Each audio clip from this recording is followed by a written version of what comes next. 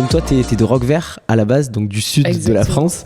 Tu as fait des études de théâtre, tu as fait le conservatoire de Marseille et tu es à Paris depuis 2017. Donc ma première question, pourquoi tu nous as trahis? J'avais fini le conservatoire à Marseille et je me suis retrouvée un peu sans rien, quoi. J'avais pas d'école, je savais pas quoi faire. Et il se trouve que je tombe amoureuse d'un gars qui habite à Paris. Bah tiens, let's go. D'accord. Et du coup, je me suis dit, vas-y, Paris, ça peut être bien, vu que je suis comédienne et tout, donc c'est un peu là-bas qu'il y a le taf. Donc le garçon, s'il avait habité, je sais pas, genre à Bourg-en-Bresse, je suis pas sûre que j'aurais suivi, tu vois. Okay, donc voilà. Amoureuse, mais pas trop. Tu as toujours aimé faire de la scène, du coup, puisque je vois que ça, c'était tes études, c'est pas le cas de tous les stand-uppers. Mais quand j'étais petite, je voulais trop être humoriste, par contre. Mais c'est vraiment en arrivant à Paris, quoi, en voyant toutes les scènes ouvertes et tout. Et donc, t'es arrivé à Paris, comment tu as fait là? Alors, comment ça se passe? J'ai fait plein de petits boulots, tout ça, j'ai dû trouver un appart, machin, évidemment, première galère. Ah oui, donc le garçon m'a quitté. Bien sûr. Oh, le bâtard. Je m'étais trouvé un appart et on a rompu la veille de ma crémaillère. Non. Si. Et en plus, ce qui est un peu triste, mais c'est que du coup, à ma crémaillère, j'avais invité beaucoup de ses potes parce que je connaissais pas grand monde. Ouais. Et du coup, c'était un peu triste, quoi. Il y avait pas grand monde à ma crémaillère, quoi. J'avais un peu pas d'amis, quoi. Enfin, si j'avais vaguement des personnes que je connaissais, tu vois, de Paris, quoi. Mais la première année à Paris, en vrai, elle a été dure parce que, Paris, c'est quand même, c'est une ville qui te bouffe énormément d'énergie si t'es pas dans le bon mood, quoi, on va dire. Et voilà. Et en gros, j'ai refait un conservatoire pendant 6 mois, ça m'a pas plu. Et je me suis dit, vas-y, tu sais quoi, je vais arrêter les formations, je vais me prendre un taf. Et j'ai commencé à passer des castings, tout ça. J'ai fait plein de trucs, j'étais vendeuse. J'ai bossé. La vraie vie parisienne, quoi. C'est serveuse, évidemment. Comme oui. Voilà. 2019, tu commences le stand-up. Tout à fait. Comment procéder à Paris? Nous, à Marseille, on fonctionne beaucoup avec les écoles de stand-up, donc on apprend la théorie, etc. Et j'ai l'impression qu'à Paris, c'est plus... il faut y aller, quoi. Comment tu trouves le courage de faire tes premières scènes à Paris, en fait? Je savais qu'il y avait énormément de scènes ouvertes et tout. J'avais entendu parler du Paname, Paname Art Café, tout ça. Donc en fait, j'ai commencé. Connu de l'époque, en tout cas. Ouais, c'est ça, exactement. Ouais. C'est vrai que là, même en 3 ans, le nombre de scènes a explosé à Paris, quoi, et même un peu partout. Mais j'entends parler du Labo du Rire. Ouais. Et je crois que j'ai assisté d'abord à 2-3 scènes ouvertes, à des plateaux aussi, parce qu'en fait, j'avais jamais assisté vraiment à un plateau de stand-up, donc un peu pour voir comment ça se passe. Et puis, 6 mois après, j'ai fait ma première scène, j'avais écrit des trucs, mais nul. C'était si nul. Tu parlais de quoi? Blanche Gardin venait d'exploser.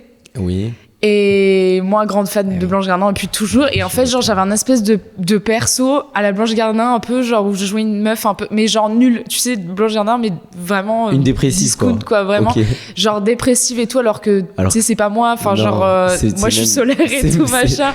C'est même l'antipode. Et c'est ça. Et du coup, je sais plus, je crois que j'avais dû parler de ma rupture, peut-être, je crois, un truc comme ça. Je dois encore avoir la vidéo de ma toute première scène que j'ai jamais osé regarder, mais elle existe quelque part. Et comment tu fais, parce que c'est vrai que c'est une problématique, ça aussi, quand t'as beaucoup d'influence dans le stand-up, pour te débarrasser de ces influences et trouver ton clown, trouver ta personnalité et se dire, allez, là, maintenant, c'est Alice. Mais c'est à force de jouer, ça, franchement. C'est la confiance. Franchement, ouais, et puis vraiment, c'est à force de jouer.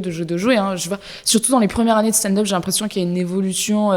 Vu que tu pars de rien, tu sens vite une progression quand même.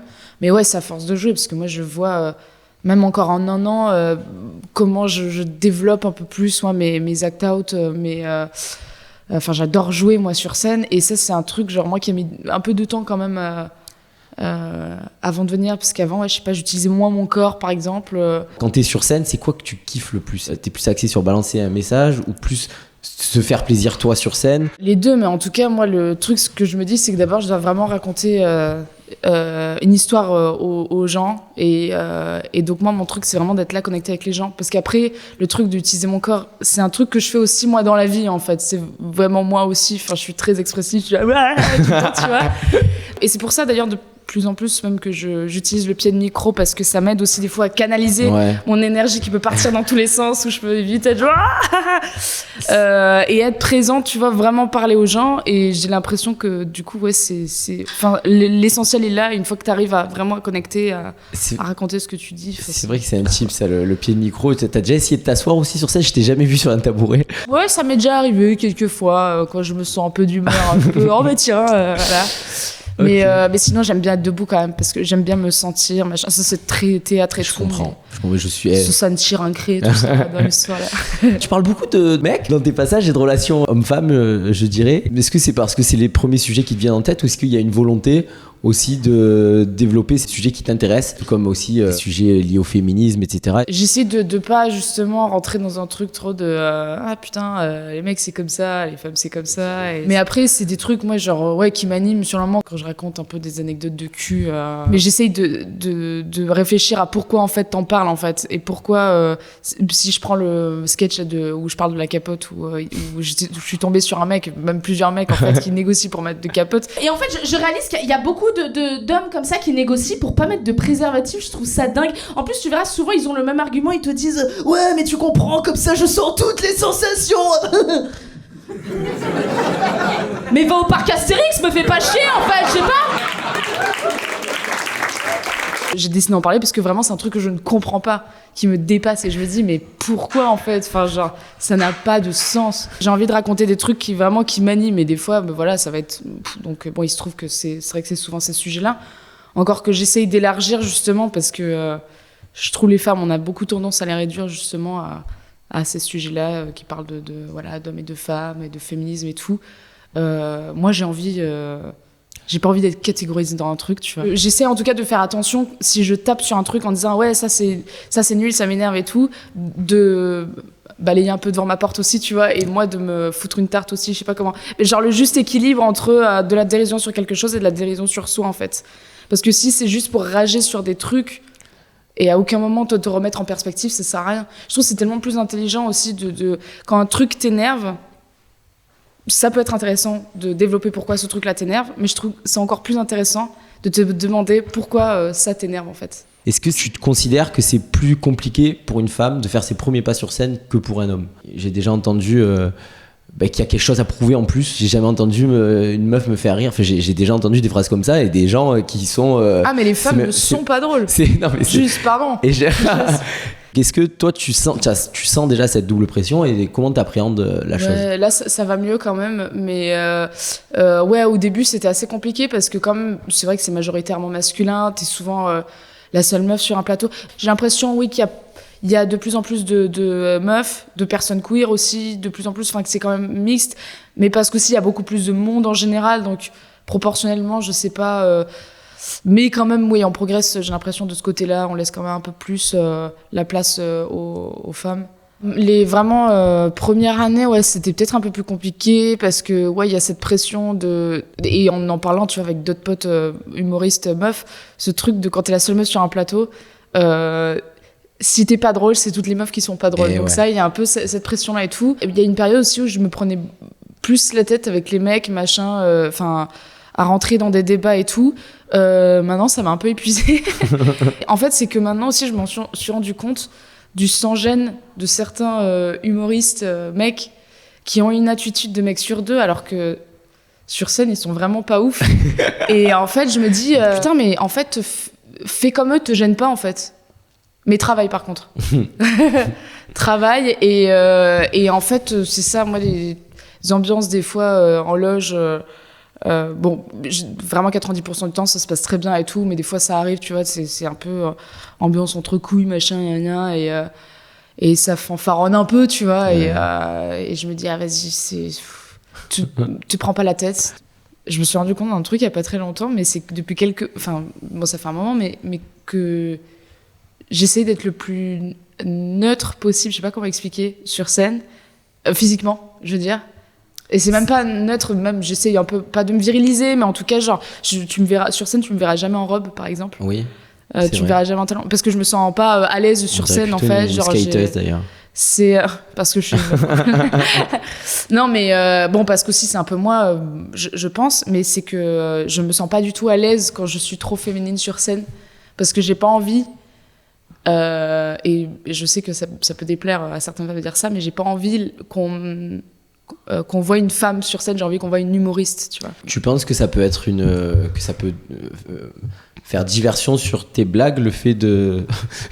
Bah, c'est que il va y avoir un jugement supplémentaire. Et c'est Tania Dutel, je crois, qui le disait à un moment dans un sketch où elle dit quand t'es une femme, tu vas être jugée sur tes blagues, ton physique et tes vêtements, enfin un truc comme ça, tu vois, mais où c'est vrai qu'il y a le physique quand même qui rentre en jeu.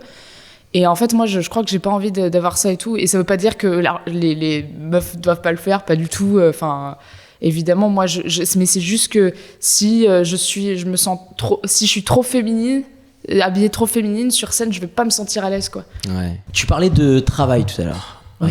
Alors, travail. C'est quoi ton process d'écriture et jusqu'à la mise en scène et puis la scène, quoi. Comment t'arrives de ton idée à ta blague, quoi, et à ton set? Bah, mes routines, elles changent tout le temps, en fait. À chaque fois, je pense avoir trouvé une routine et après, je dis oh ouais, non, ça me va plus. Mais bon, je note toutes mes idées, évidemment. Je me lâche de plus en plus la grappe, quoi. Genre, je sais quand il faut travailler, je vais avoir vraiment des périodes où je vais travailler un peu tous les jours, je vais écrire un peu tous les jours et tant pis si c'est de la merde, c'est souvent de la merde, hein, de toute façon. Mais j'essaye quand même de le faire à peu près tous les jours, mais même pas très longtemps, tu vois, mais d'écrire un petit peu des trucs, des idées, faire la synthèse. Tu vois, si je pars vraiment de rien, je vais me dire, ok, qu'est-ce qui m'est arrivé là dernièrement, cette semaine, machin. Et j'essaye un peu d'étoffer certains sujets, tu vois, il y a des sujets dont j'aimerais plus parler. Là, en ce moment, je travaille un truc sur l'amitié, mais c'est vraiment genre, j'ai 2 ou 3 blagues dessus, tu vois, c'est tout. Et c'est vraiment un sujet dont j'aimerais parler, mais j'ai pas encore trouvé l'angle et tout, mais je sais que c'est un truc qui reste au fond. Et une fois que tu as ton idée, donc toi, tu es plus école écriture au mot près ou plus tu t'arrives avec l'idée sur scène? Parce qu'il y a des gens vraiment qui n'écrivent pas. Il y a des gens qui écrivent et il y a des gens qui arrivent. Tu as besoin d'écrire. Et t'écris au mot près ou... Je vais parler comme ça et après, ouais, je vais l'écrire, avoir une trace écrite et tout. Des fois, si je trouve une meilleure formulation et tout, je vais la renoter et tout. Mais ouais, j'aime bien parce que des fois, ça se joue à un poil de cul, quoi. Et ouais, non, moi, par contre, c'est là-dessus, je peux être un peu scolaire et tout. Ouais. J'ai mes petits cahiers, mes petits stylos et tout. Ouais. Et j'ai mes blagues avec les titres, les thèmes, machin. Eh ben, c'est fou parce que quand on te voit sur scène, ça se voit plus du tout, quoi. Alors que pourtant, vraiment, moi, je suis un peu folle. Hein. J'ai genre. En vrai, je suis un peu psychomaniaque, rigide et tout. Et dans les périodes vraiment d'écriture, des fois, je peux être un peu. Tu sais, je suis dans ma chambre de telle heure à telle heure. Mes colocs, elles savent que voilà, je travaille, machin, et j'écoute un bruit blanc et puis je gratte comme ça et je parle toute seule, je le refais, machin. Et voilà. Mais souvent, c'est toute seule. J'écris pas beaucoup à plusieurs. Je sais qu'il y a pas mal d'artistes qui écrivent, on dirait les 80 premiers pourcents seuls et puis ensuite. Les réglages, ils vont les faire à plusieurs. Toi, t'as même pas un sparring partner, quoi. Bah, j'ai pas trop. Non, enfin, ça m'arrive de confronter des idées. Mais en fait, j'aimerais pouvoir le faire et tout, mais je me rends compte qu'aussi, des fois, je suis très pudique. Ouais. Des fois, j'ai besoin de tester une blague. C'est marrant sur de dire scène. ça quand même. Ouais, j'avoue. Et puis d'arriver. C'est vrai. Petit pudique. Non, mais c'est vrai. Mais alors que la meuf, vraiment, elle parle. Devant 100 personnes. La bite. Je suis pudique. C'est toujours une appréhension de partager une blague à un autre humoriste, je trouve. Et des fois, ça, j'ai déjà remarqué. Mais tu sais, quand tu viens d'écrire une blague et t'es trop content de ta blague, et tu sais, t'as envie d'en parler à tout le monde et tout. Et tu sais, des fois, tu l'as dit à un humoriste, tu penses quoi de ça et tout. Ton pote il te dit ouais c'est pas mal et tout, alors que toi t'es trop content. Du coup tu peux tester. Et je sens que moi j'ai besoin d'abord de tester pour être sûr. Je suis complètement d'accord. Et après de retravailler. Moi j'ai toujours très peur quand un humoriste teste une blague sur moi parce que déjà ça fout une pression où t'es là genre oh, ok tu dois rire. Tu vois. Sauf que tu l'as dit jamais comme tu l'as dit sur scène. Et ouais, et moi ça m'est déjà arrivé de dire ah ouais cool et tout, et en fait le gars l'a fait et ça marche pas du tout, quoi. Mais bon, après, c'est le jeu, quoi. Mais... On dit que la communication, c'est 20% de l'écrit et 80% du non-verbal. Est-ce que tu trouves qu'un texte à lui seul, c'est la plus petite partie du travail? Pour avoir l'explosion, tu vas le chercher avec tout le reste, quoi. Bah, t'as la musique, ce qu'on appelle le delivery. Ouais. Mais, c'est quand même, déjà quand même des bonnes blagues, quoi. Je regardais encore... Enfin, moi, je suis grande fan de Sam Morrill. Ouais. Et Et vraiment, lui, c'était très stand-up. Je sais plus qui me disait que même les humoristes au Comedy Cellar, vraiment, ils regardent vraiment le passage de Sam Morril quand il passe parce que il est hyper fort, il sait vraiment écrire des blagues, quoi. Alors que, il bouge pas beaucoup, il utilise pas beaucoup son corps et tout, mais en fait, ses blagues, elles sont hyper puissantes, quoi. Et que quand même, tu te dis, c'est quand même une grosse partie du boulot. Après, c'est clair que l'émotion dont on parlait, mais l'émotion, c'est tellement important, l'émotion que tu vas mettre dans un truc, quoi, tu vois. Est-ce que, oui, si tu dis que ça t'énerve, moi, j'ai besoin de voir que ça t'énerve vraiment ou que ça t'amuse ou quoi. Et ça, les émotions, je trouve, c'est une part, je pense, effectivement très importante qu'on peut un peu négliger, en fait, alors que je trouve, c'est une plus-value, mais de ouf. Des fois, c'est con, mais ça se joue à une virgule. Tu vas pas voir le même rire, en fait, si tu mets une pause à tel endroit. Moi, ça, je le vois, hein. Vraiment, c'est impressionnant, quoi. Là, pour ça, je vois que mes études un peu de théâtre, quoi, m'aident. Que c'est un bagage et c'est pas du tout un truc... la plupart des stand-uppers, ils ont jamais fait de théâtre et tout, et ils sont trop forts et tout. Mais je sens quand même que c'est des outils que j'ai appris au conservatoire. Et ça se sent sur scène, hein. Et si t'es chaude, on va checker quelques minutes de ton set, là, Let's que tu go. nous as fait au garage. Yes. J'ai dit on devrait mettre un préservatif et tout, et là il me regarde offusqué, il me fait mais attends, t'as pas confiance en moi, c'est ça? Ben non. Bien sûr que non. Mais c'est à dire que même toi tu devrais pas avoir confiance en moi, tu sais pas où est-ce qu'elle a traîné celle-ci aussi, tu vois ce que je veux dire? Non mais c'est vrai, et c'est là que tu te rends compte quand même qu'il y a des mecs, quand ils bandent, ils sont cons. Parce que je suis désolée, mais le sexe, c'est génial, ça peut être vraiment, quand c'est bien fait, ça peut être super, vraiment. Mais on le sait que ça vaut pas le coup de prendre un risque de choper le sida, par exemple, on le sait, tu vois. Ça vaut même pas les chlamydia, franchement, je les ai eu 2 fois, je sais de quoi je parle, d'accord? À aucun moment, j'ai relativisé en me disant, c'est vrai que ça gratte un peu, mais c'était quand même une super baise, à aucun moment, d'accord? Ça parle pas mal de cul, là, un peu. Il y a une question que je me posais. J'ai déjà vu des gens de ta famille. J'ai déjà vu même ta mère Absolument. dans la salle, surtout au garage. Comment t'appréhendes ça? Est-ce que tu t'en fous? Est-ce que tu te brides? Ouais, maintenant, oui, je m'en fous. J'avais une vidéo qui était sortie de moi sur la chaîne du Barbès Comedy Club. Et ça faisait un an que je fais du stand-up. À l'époque, je tournais pas mal avec 5 minutes où je parlais quand même très crûment de ham-ham. Et où je racontais qu'une fois, il y avait un mec qui m'avait insulté pendant le sexe, du coup, et genre un peu sorti de nulle part comme ça, et genre j'étais pas prête. Et en fait, quand ce passage-là est sorti, je l'avais pas dit à mes parents, et en fait j'ai des cousines, j'ai un groupe WhatsApp, et je crois que du coup ça a fuité sur le groupe WhatsApp, des cousines qui ont dû faire suivre à tout le monde, et mais je crois que c'est comme ça en fait que mes parents sont tombés dessus. Ah ouais. Et après ils m'ont déjà vu sur scène et tout, donc maintenant je m'en fous, quoi. Ouais, moi je suis pas née dans une rose, hein. Je sais qu'ils ont fait ils ont fait des ham-ham aussi pour me faire, donc voilà.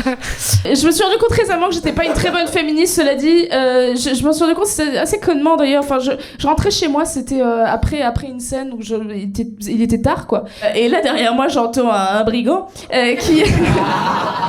qui me fait vous êtes charmante, mademoiselle. Et du coup, ça m'encolère et je vais pour me retourner, tu vois, pour l'insulter ses grands morts. Et au moment où je me retourne, je me rends compte que le mec est carrément canon, en fait.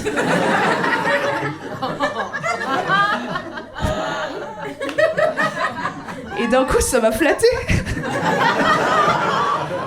Et ça m'a fait tellement mal de me rendre compte qu'en fait, ce qui me révolte, c'est pas le harcèlement de rue.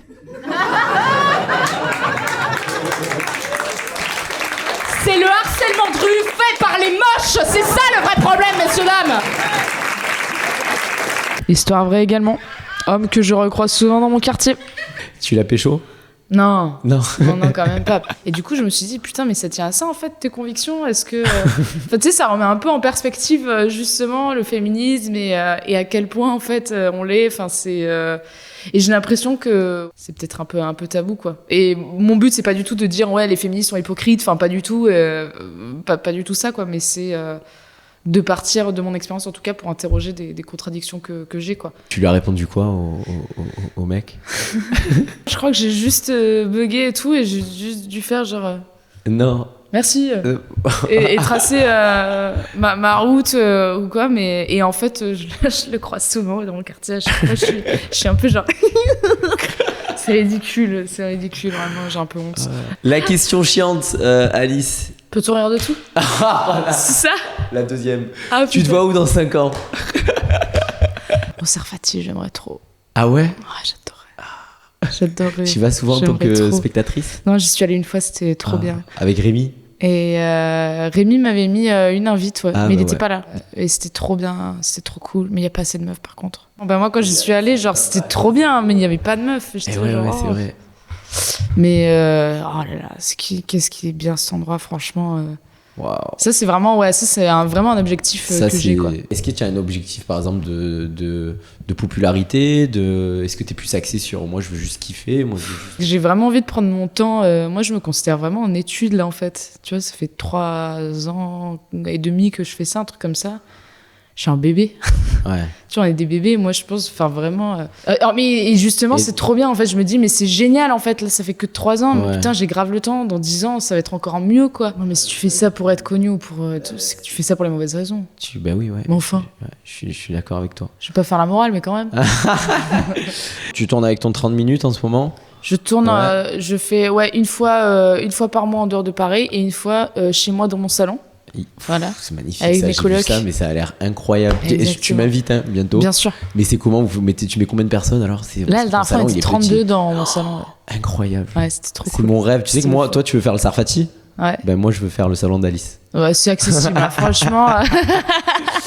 Bon, ben merci Alice, c'était un plaisir. Merci un régal. Et puis au plaisir de te revoir au Garage Comedy Club. Carrément. Voilà. À vous les studios.